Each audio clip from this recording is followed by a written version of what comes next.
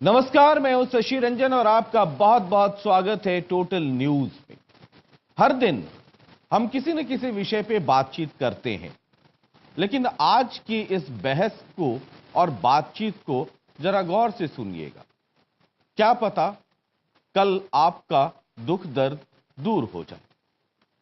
हम और आप दिन रात मेहनत करते हैं, 24 घंटे नौकरी करते हैं, फिर भी अगर घर खरीदना हो तो R&D इसके लिए करते हैं कि किस बैंक से लोन सस्ते दर पे मिल जाएगा, किस बैंक में हिडन कॉस्ट कम है और कैसे कम पैसे में अपने सपनों का जो आशियाना है उसे हम बना पाएंगे। ये सोचते रहते हैं कि अगर छोटी गाड़ी है या 2 पहिया है तो 4 पहिया कैसे कर लें, और 4 पहिया गाड़ी है और अगर दूसरी गाड़ी खरीदनी है या फिर कोई नई 4 पहिया गाड़ी खरीदनी है तो आधा वक्त इसमें गुजर जाता है शोरूम घूमते घूमते और पढ़ते पढ़ते कि कौन सी गाड़ी है जिसका माइलेज ज्यादा है।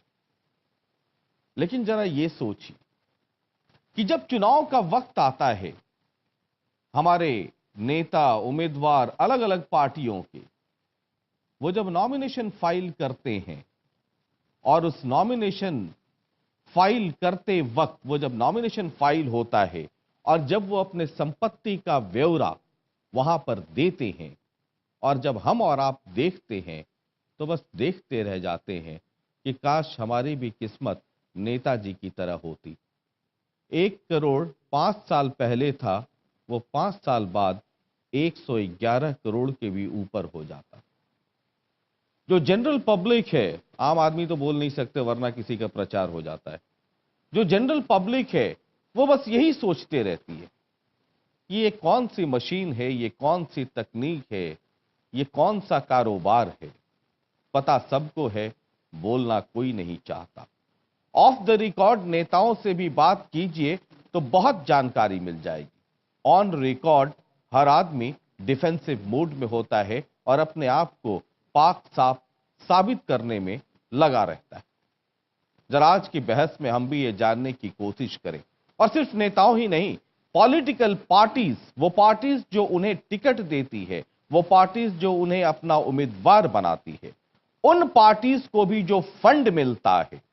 कई दफा मैंने इस कार्यक्रम में और अलग अलग मंचों पे भी ये कहा है कि ये पार्टियां अगर अपने कामों का और अपने वादों का और अपने घोषणाओं का इतना लंबा चौड़ा इश्तिहार अखबारों में और टेलीविजन पे देती हैं, तो क्या ये संभव नहीं कि वो पार्टियां अपने फंड का हिसाब भी वैसे ही सार्वजनिक तौर पे दे दे? क्या हिंदुस्तान वो कभी दिन देख पाएगा या फिर ये दौर यूं ही चलता रहेगा? और जरा समझे कि इन नेताओं का फंड कैसे बढ़ता है।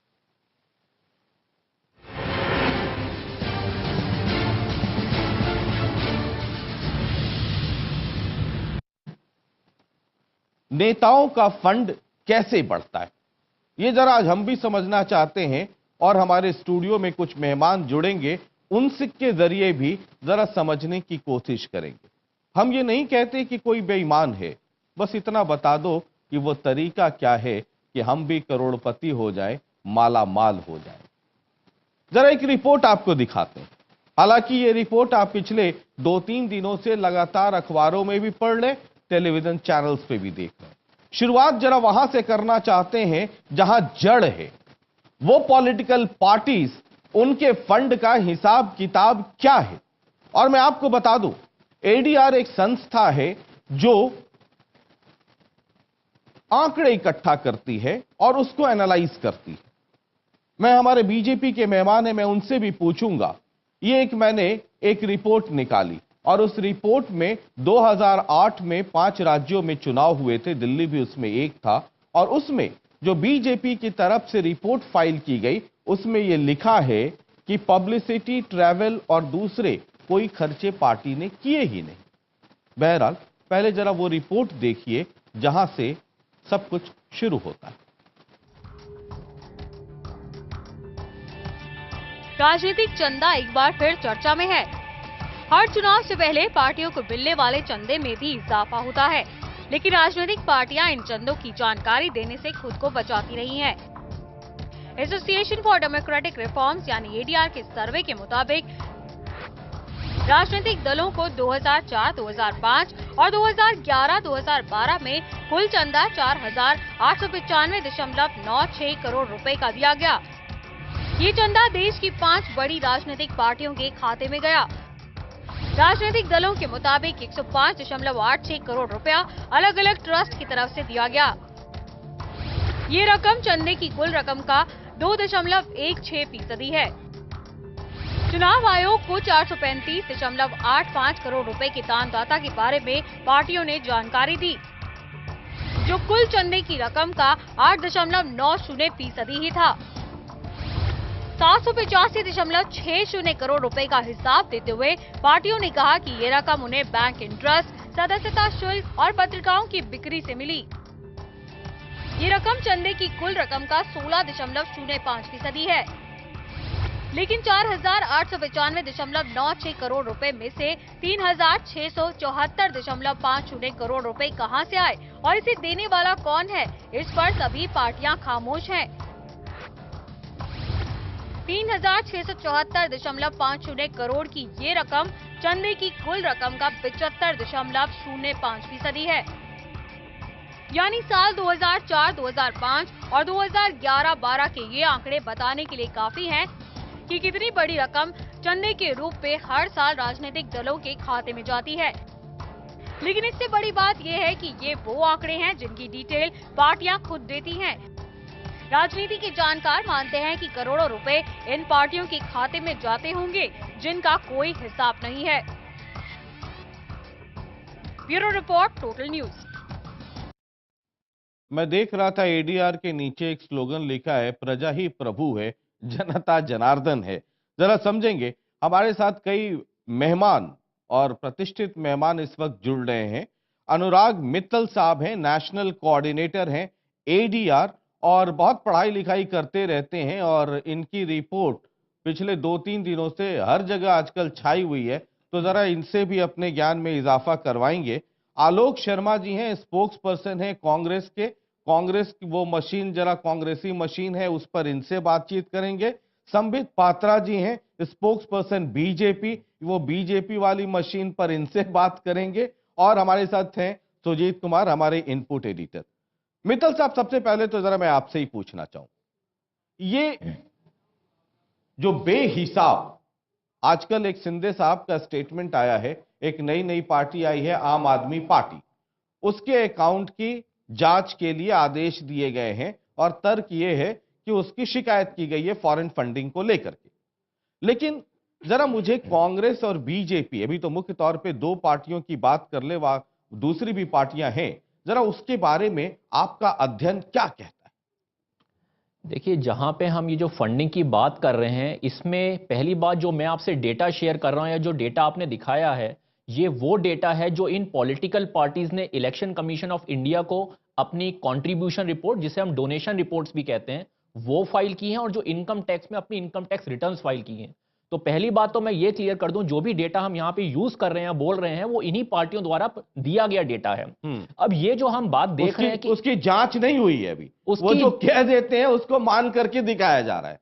हाँ जी, तो उसमें जो आपने अभी अपने टीवी चैनल पे दिखाया, इसमें 36.77 यानी कि 3577 करोड़ जो रुपए हैं, ये कैश डोनेशंस के रूप में आया है इन पॉलिटिकल पार्टीज, खास तौर पे जो 6 प्रमुख पार्टी हैं। और इसका आज की डेट में कोई भी रिकॉर्ड नहीं है, ये कैश के थ्रू आया है, इसका कोई किस बेसिस पे आया है, इसके सोर्सेस क्या हैं, किस पर्पस के लिए यूज हुआ है और इसका एंड ऑब्जेक्टिव क्या था।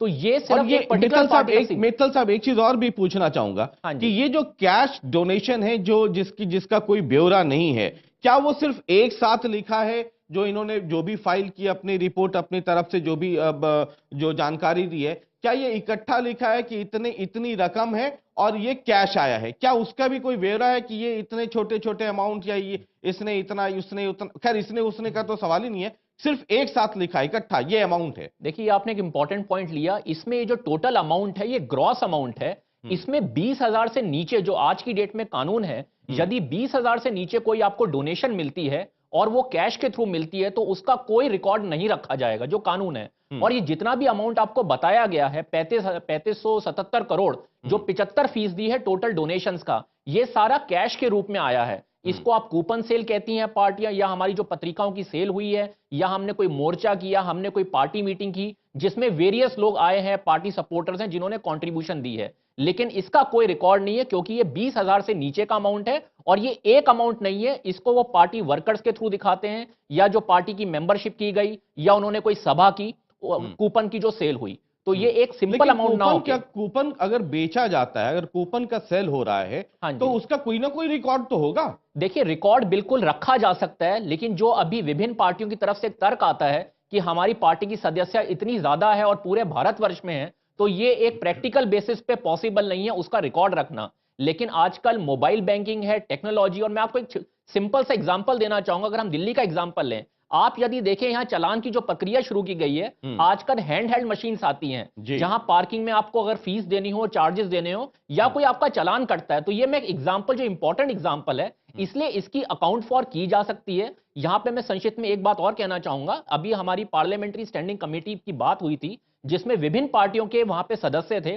वहां पे ये बात थी कि क्या पॉलिटिकल पार्टीज को आरटीआई के अंदर आना चाहिए, नहीं आना चाहिए। जब उनको हमारी तरफ से तर्क बताया गया कि जो आपकी ये फंडिंग जो इतनी ज्यादा 3577 करोड़ है जो कैश में आ रही है, कल को पॉलिटिकल पार्टी के तौर पे आप भी जाना पाएंगे कि कोई इसमें टेररिस्ट फंडिंग तो नहीं है, कोई गलत प्रकार के टेंटेड लोग तो नहीं कर रहे, तो इसलिए आरटीआई में आना आपके लिए बड़ा आवश्यक है। ये चीज सभी प्रमुख पार्टियों को काफी, उनको इसमें तर्क लगा और उन्होंने महसूस किया कि हां, हमें इसकी एक अकाउंटिंग करनी चाहिए और इसके लिए कानून होना चाहिए।